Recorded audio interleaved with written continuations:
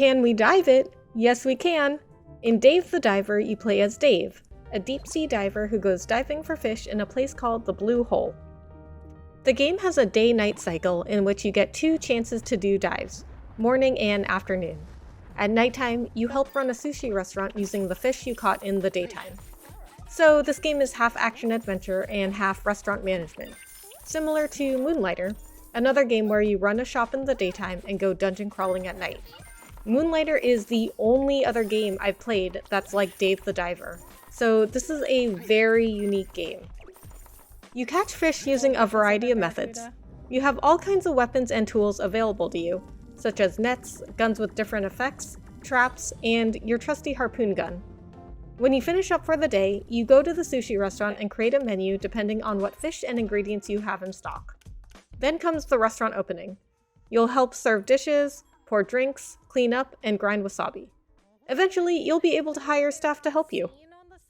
As you go through the game, you'll be able to upgrade your equipment and dive deeper and deeper to catch different fish. The game also has a main storyline that involves investigating the civilization of the sea people, who are like mer people. Along the way, you'll get a lot of other side quests and side stories, such as a group of environmentalists called Sea Blue, and a few other characters who will ask you to help them with their various missions, such as taking pictures of sea life for a reporter, or gathering things from the sea for a graduate student to study. I think this is a great little semi-cozy game. I say that because it's cozy most of the time, but there are times where it gets stressful, such as big boss fights or running the restaurant when you don't have any staff yet.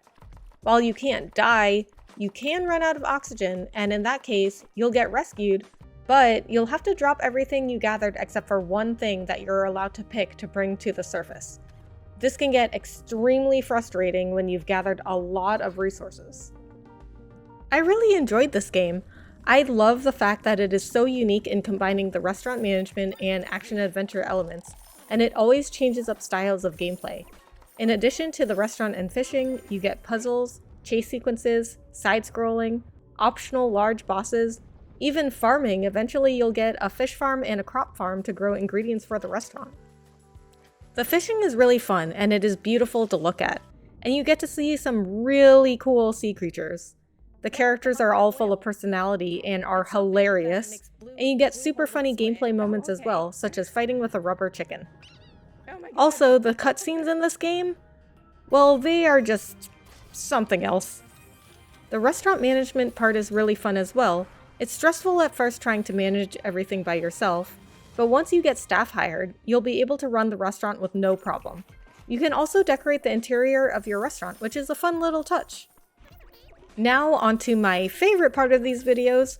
What are my issues with this game? Well, first of all, this game doesn't really present a challenge. As I said, it can get stressful at first, but there are no real issues with difficulty. Puzzles plus a stealth sequence are extremely easy. They are so simple to figure out.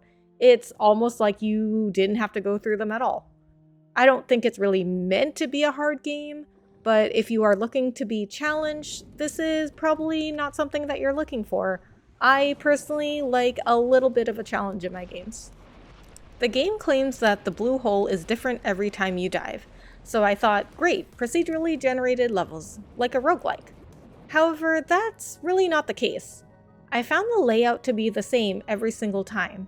Maybe some fish spawned in different places, but it's the same fish, and the layout's never changed. You can even always find a shark on the right side of the sea when you first dive in. It does get a bit repetitive. Once you do a few dives and get the restaurant staffed, it's the same thing every day. Catch fish, open restaurant, repeat. I spent a lot of time at the beginning learning the fishing and restaurant management, but once that started getting stale, I focused on the main story and some of the side quests, and didn't really feel a desire to keep diving to catch fish. Also, running the restaurant gets old very quickly. Once you get it staffed up, it pretty much runs itself, and you don't really get to do anything new except add new dishes to the menu. Eventually, you'll be able to add a branch restaurant or a second restaurant, but there's really nothing new there. You do exactly the same thing. You staff it up, and you add a menu, and then the staff just runs the restaurant. Another thing that I wanted to note about the game is that they don't always give you very clear instructions. I'm not sure if that was on purpose because you can figure out what to do pretty quickly, but it's definitely very frustrating at first. There are also a few technical issues, like glitching and stuttering here and there, but these don't make the game unplayable. So my final score is 8 out of 10. This is a really fun game, definitely worth it. Just a few issues, but it's a super solid game, really addicting at the beginning, and it actually has a lot more content than I was expecting. If you've played Dave the Diver, let me know what you think in the comments, or let me know if you're thinking about buying it. If you like this review, please like and subscribe. Or don't, I'm not the YouTube police. Thanks so much for watching, and I will see you in the next one.